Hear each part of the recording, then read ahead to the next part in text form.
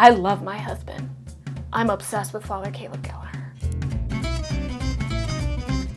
Hey guys, what's going on? Hope you're doing well. I have a nice little easy video, a little bit of like a get to know me sort of thing for fantasy romance, especially since there's so many new people here, which welcome, by the way. Thanks for stopping by. Thanks for subscribing. But I figured I should kind of go into who I am as a fantasy romance reader, so that way you know if I actually recommend a book, if you're going to jive with it. Okay? And Hannah Blackwell, I talk about her a lot. I love her. She's my friend. I'll leave her link down below. She started a fantasy romance, basically reader book tag that gives you a lot of good insight. So I'm going to do that today. All right? And April from Happily Ever April tagged me. So I have to do it. But before I jump into it, just so you guys know, a lot of the books that I read are on KU. So I don't read a lot of popular books. Like I've never read ACOTAR. Never read From Blood and Ash, all the things that have kind of been going around. So I may say some stuff that you guys might not know. But it's likely on Kindle Unlimited, so if you have that, go check the books out. That being said, let's just get into it. I have 11 questions here. Question number 1 is, what book got you into fantasy romance for the first time? So honestly, like if it's truly the first time, that's when I was younger, like middle school, it would be Twilight, if you consider that fantasy romance. Technically, vampires you can, but I basically always read historical romance when I was younger. That was literally the only fantasy romance. But what's kind of really kicked off my kind of obsession with fantasy romance right now, which I'm kind of new to the genre, started basically in the beginning of January. That's actually the Mate games, which a lot of you guys have heard me talk about. I'm obsessed with it. I'm going to keep talking about it. I'm going to probably make content around it. But I'm obsessed with this series, and I started it thinking it was a total joke, thinking it was bad, just like, no, this is terrible. I'm so utterly obsessed with this. The men, the characters, the banter, the drama, the damn soap opera, okay? Like, it's cheesy, it's hot, it's emotional. I ugly cried in this series. I'm like hanging on every goddamn word, okay? I can't recommend it enough. You should go check it out. There's going to be 4 series, one for each of the 4 horsemen, or horsewomen, technically. So that's all I'll say about it. I won't go into the whole thing. I can't recommend it enough, okay? Every person I've recommended to so far has been obsessed with it too. So I'm just saying, I think it's a good recommendation. That's all I'm getting at. You should listen to it, not read it, okay? Okay, I'm gonna get off my soapbox now. Next question, number 2. If you could pick one fantasy world to move to for the rest of your life, which world would you move to? So that's rough. I'm not gonna say make games for everything. Don't worry. I will for a lot of them though. I'm actually gonna say Neverland from A Land of Never and Night. This is by Lily Archer. It's basically a Peter Pan retelling. It's modern day, but we do get to go back to Neverland.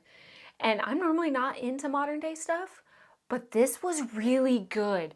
The author, she did such a good job at really kind of bringing you back to Neverland from, like, if you grew up on Disney's Peter Pan, it reminded me so much of that, but more adult for sure. But it was just so whimsical and magical, and there's pirates and there's mermaids and fairies, and it's great. I would totally go there in a hot sec, man, in a hot sec, and I'd be with Captain Hook because he's hot. Okay.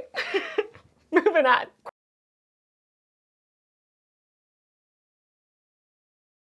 Father Caleb Gallagher all the way, okay? He's from Mate Games. Oh my God. I have never been obsessed with a man so much. I love my husband. I'm obsessed with Father Caleb Gallagher. Okay? My husband gets it too, okay? He's not even jealous. That's how damn fine this man is, okay? I don't like him on the cover of the book. But the way I pictured him in my head, his voice from the Audible version, oh, Lord, man. I love that man so much. And he'd be such a good husband. That's all he wants to be. I know he's a priest, but he's a vampire priest, so it kind of nixes that. But he'd be such a good husband. When you read it or you listen to it, you'll see why. He's amazing. He's so amazing. Anyways, I'm so obsessed with him. Number 4. If you could be one fantasy creature / magical being, what would you be? So personally, I'd be a vampire. I've been obsessed with vampires since I was like 6. I literally had an encyclopedia of vampires that had like a really creepy, I think it was one of the Lost Boys, the movies, or the movie. It was his face on it, and it's just a really creepy, like scrunched vampire face. I've been so obsessed with vampires my whole life. I don't know what it is. I like the creep factor. I like that kind of sensuality that they kind of draw you in, and then they get the creepy face, you know, the crunchy creepy face from like Buffy the Vampire Slayer. I like that juxtaposition. I really love it. I love their powers. I love them. I'd be a vampire. If I wanted to say it simply, I'd be a vampire. All right, next question. Number 5. If you could kill one fantasy romance character, who would you off? Okay, so I just found this out. I'm going to go over this book, actually my wrap up for next week. But her name is Morana. It's from Shattered Glass. Morana is literally the evil queen. It's a Snow White retelling. Completely off her. I didn't like the book. I really don't recommend you read it. But she literally, as far as a character, like she is probably the cruelest, most evil character I have ever read. And I like that. I like the villains. She's also gory, which I'm into, but there was some problems with the book that I'll get into another video. But I'd offer, man. Absolutely offer. The cruelest things you can think of, she does it.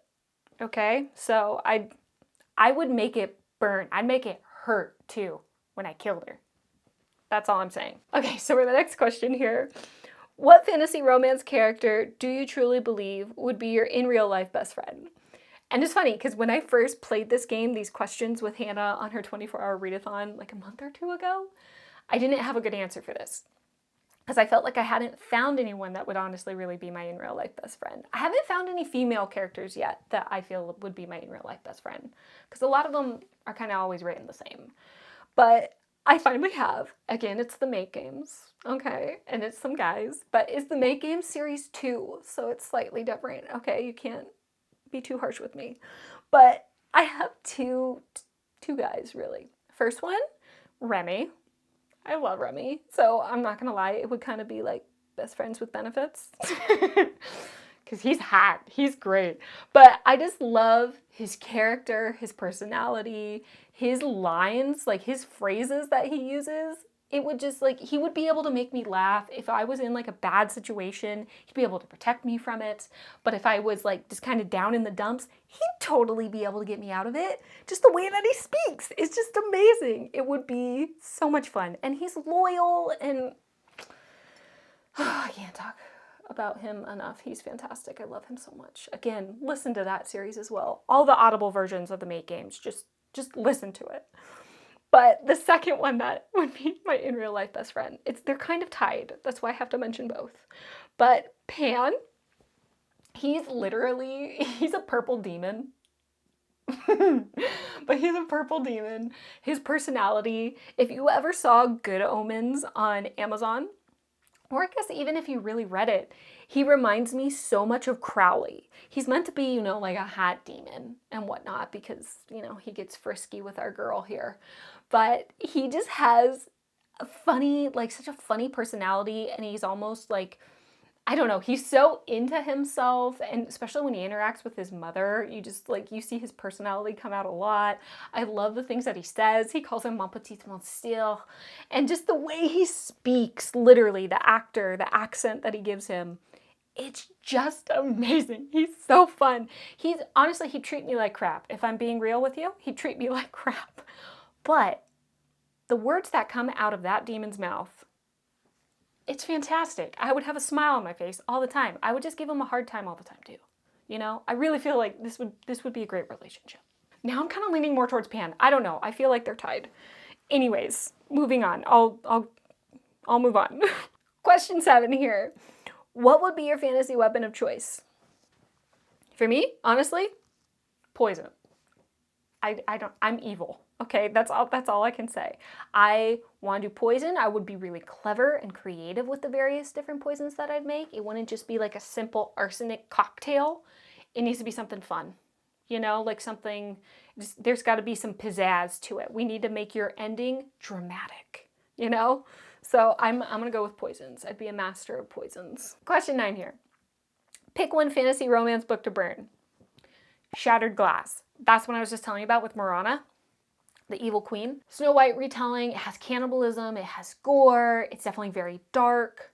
I thought I was gonna like completely jive with this. It has literally over a 4-star rating on Amazon and on Goodreads, but I hated it. I thought there was so much wrong with it. A lot of it being, me personally, the written part of it. I don't feel like it was written well. I don't think things were handled correctly, particularly around stuff involving trigger warnings. It was just bad. And there's just so much stuff that's like thrown in.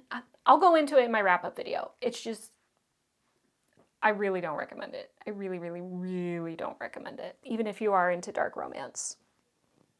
Don't recommend it. Anyways, question 10. You can choose one fantasy romance book. It's the only book you will ever be able to read again. What is it? Make Games Pestilence Book 1, okay? This isn't even the one that has Caleb in it, okay? I know. How I'm not listening to him when I'm married to him and he's the sexiest man alive, I know. But book 1, honestly, the second series, Make Games Pestilence, I kind of think it's better than the first series. Like, it's just, it feels like True Blood. You're in this small town that has a bunch of paranormal creatures. The banter, the characters, they're all so, like, they're definitively their own characters. They're hilarious. It's just amazing. It's amazing. I can't recommend enough. That's my book. That's my book. And I would be listening to it for all time. If I have to read it, that's okay. But listening. Audible. Please listen to it on Audible. Last question. If you could recommend one fantasy romance book to a reader that was new to the genre and wanted to try it out, what book would it be? That's hard because I think it really depends on like what genre you're coming from. Like if you're someone who's into horror versus someone who already reads romance but maybe read contemporary, those would be totally different books. Or if you're someone coming from just normal fantasy, or if you're coming from thriller, whatever it might be, I think it would be totally different. So that's really, really hard for me to say. Obviously, I'm going to say the Make Games if you're someone who doesn't mind a steamy read and you're already coming from, let's say, contemporary romance. Make Games all the way. Just trust me on that. Just trust me on it. You can't take the book seriously. Like I said, it's like a soap opera, but it is highly entertaining. But other than that, like, it's hard. Like, if you're into, like, action and fantasy and adventure, part of me wants to say Ledge by Stacey McEwen because there's a little bit more action and more of a quest into that. But also, like, if you're into, like, more cozy romance, I would kind of argue A Land of Never a Night because there is that whimsy to it to kind of introduce you into a fantasy world. I don't know. That's so hard. So hard. If I only had to pick one, though, I would say Make Games just because I want everybody to listen to it. But it would really depend on what genre you're coming from. So I'll leave it at that. But yeah, so those are the questions. That kind of lets you know who I am as a person. Clearly, I'm really into evil stuff and the villains and dark stuff. I just like to have a lot of fun. I love fairy tale retellings. I love comedic stuff. I have no problem with steam. I prefer there actually to be some spiciness in my books because I like the romance side of it. I like it to be romance focused, you know? So I don't like a romance subplot. That's not really for me. I'm interested to see like how they're going to interact. But I also want to have that anticipation built. I hate when fantasy romance books just kind of put smut in there just for smut's sake. I like smut, but I want that anticipation built so that smut actually has a purpose and it actually is exciting when you get to it.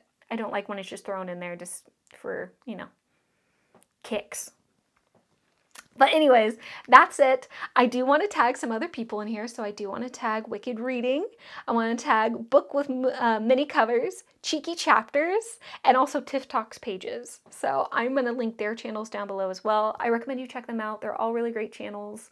They're all very different. Everybody has different varying tastes. So I highly recommend you check them out, even if they don't end up doing the book tag. So anyways, I hope you guys enjoyed this. I hope it gives you some insight into me as a person.